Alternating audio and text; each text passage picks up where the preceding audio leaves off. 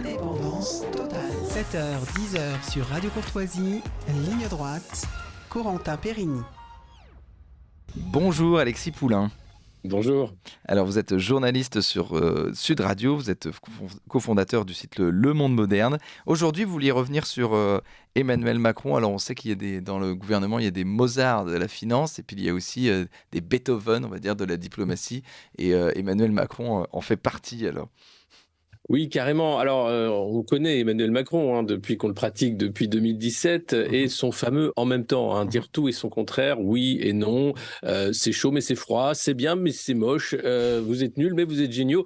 Emmanuel Macron, c'est ce « en même temps » qui est en fait de l'incohérence. Et quand, en politique intérieure, ça provoque de la confusion, ça provoque beaucoup de débats et beaucoup de violence aussi, on l'a vu, avec les affrontements et les manifestations contre la réforme des retraites, par exemple, et bien sur la scène internationale, ça provoque simplement la sidération. Les gens ne savent pas ce que pense, ce que veut le président de la République française. Et ça, c'est vraiment grave parce qu'on se rappelle que immédiatement après les massacres du 7 octobre commis par le Hamas, Emmanuel Macron avait dit qu'il y avait de la part de la France un soutien total pour Israël et dans le droit d'Israël de se défendre et la réponse d'Israël à ces atrocités.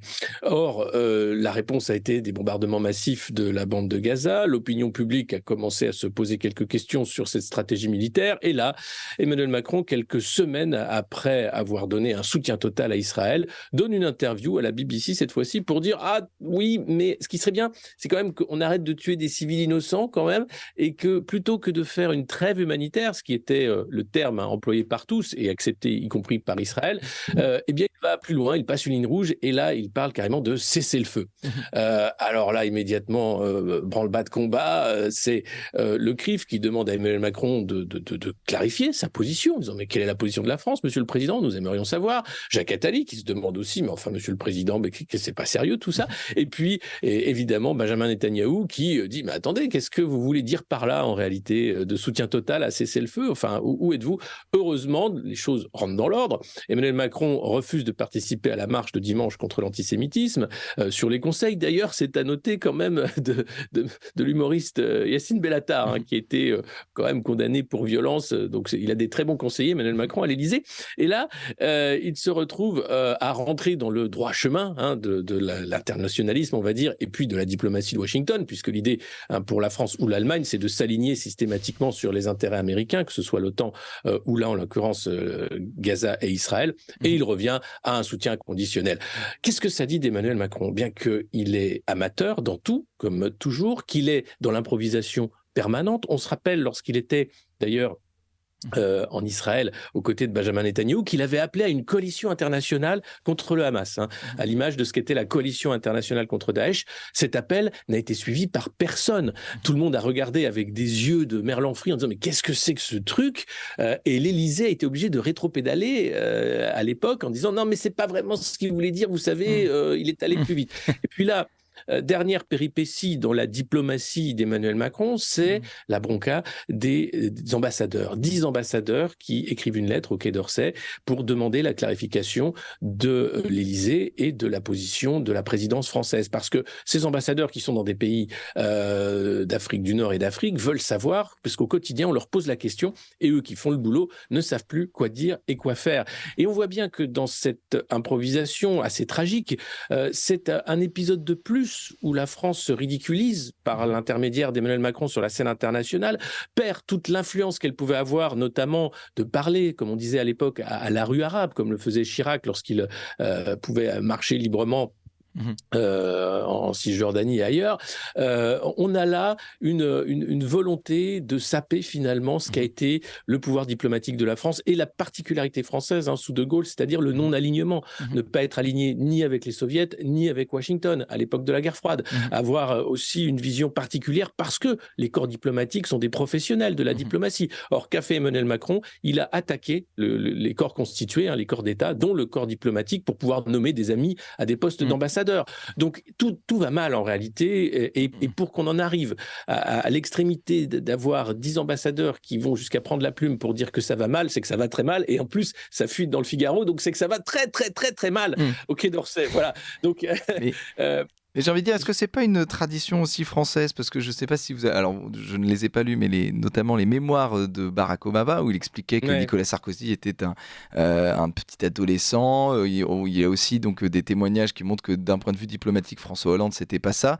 Et donc, Emmanuel Macron, bon, je rappelle, donc Éric Zemmour, qu'il avait notamment qu'il avait traité quelqu'un de pas fini. Donc, il y a aussi un comportement d'adolescent. Parce que finalement, il y a pas depuis 2-3 présidents une tradition française d'une diplomatie, on peut le dire, assez minable.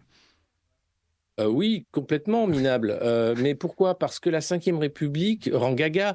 Quand vous avez autant de pouvoir concentré dans les mains d'un amateur, puisque ce sont des amateurs, hein. Nicolas Sarkozy, il est avocat, il a été maire de Neuilly, il a été ministre, certes, mais le voilà propulsé à la tête de l'État. Emmanuel Macron, c'est un technocrate qui n'a rien fait de sa vie à part travailler dans la banque d'affaires, et puis il est propulsé là grâce à la presse oligarchique et à François Hollande qui le nomme ministre. Mais il n'a aucune idée de ce qu'est d'une affaire d'État. Et François Hollande, n'en parlons pas, c'est le symbole même de l'énarque.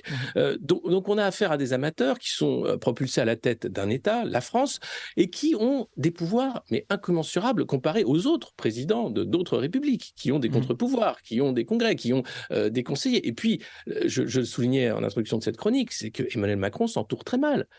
Il n'est pas conseillé correctement. Enfin, comment est-ce possible de faire venir à l'Élysée Yassine Bellatar pour un conseil sur la marche de dimanche contre l'antisémitisme? Enfin, il y a un truc qui disjoncte. Et tout est à l'envi. Donc, cet amateurisme nuit aux intérêts français. Il est, dans le meilleur des cas, une péripétie où Emmanuel Macron va partager dans une vidéo, parce qu'il est très fier, une discussion privée qu'il a eue avec le président Poutine, par exemple. Faux pas énorme en diplomatie. On ne partage pas une discussion privée entre chefs d'État, mais lui le fait de manière totalement décomplexée. Dans le pire des cas, c'est quasiment des affaires de conflit d'intérêts, pour ne pas dire de corruption, où on brade des intérêts français à des intérêts étrangers. Le cas d'Alstom, par exemple, à General Electric, qui est une des marques, là encore, de fabrique d'Emmanuel Macron. Donc, on a affaire à des gens qui, dans le meilleur des cas, sont des gens qui privilégient leur intérêt personnel et l'argent à l'intérêt national, et dans le pire des cas, sont des amateurs, et comme vous le disiez, de jeunes adolescents en crise d'adolescence qui estiment avoir un pouvoir incommensurable. Nous, Français, en réalité, on se retrouve les dindons de la farce, hein, comme on peut dire l'expression consacrée, et on n'est que témoin de cet affaiblissement sur la scène internationale de la diplomatie française, mais aussi de la force de projection française. Enfin, rendez-vous compte, le Niger, on n'en parle plus, mais au Niger, la base de plus de 2000 soldats français, base opérationnelle, a été fermée après quelques atermoiements, en quelques semaines. Alors, Alexis Poulain, notamment pour l'envoi de drone. Voilà. Donc merci beaucoup. Et puis en plus, on rappelle donc que ce sont des présidents qui ont à la fois un ego surdimensionné d'un point de vue diplomatique et puis qui bradent notre souveraineté nationale depuis plus de 40 ans. Merci beaucoup Alexis Poulain. Je rappelle, vous êtes journaliste sur Sud Radio, cofondateur du site Le Monde Réel et donc chroniqueur sur Ligne Droite. Moderne. Et on vous retrouve... Comment ? Même si c'est réel. Monde moderne, même si c'est réel. Le monde moderne. J'ai dit le monde réel, mais oui, mais il y a une contradiction entre réel et moderne. Bon, ça serait plus philosophique qu'autre chose. Voilà. Merci Alexis Poulain. Et puis on vous retrouve la semaine prochaine pour une nouvelle chronique.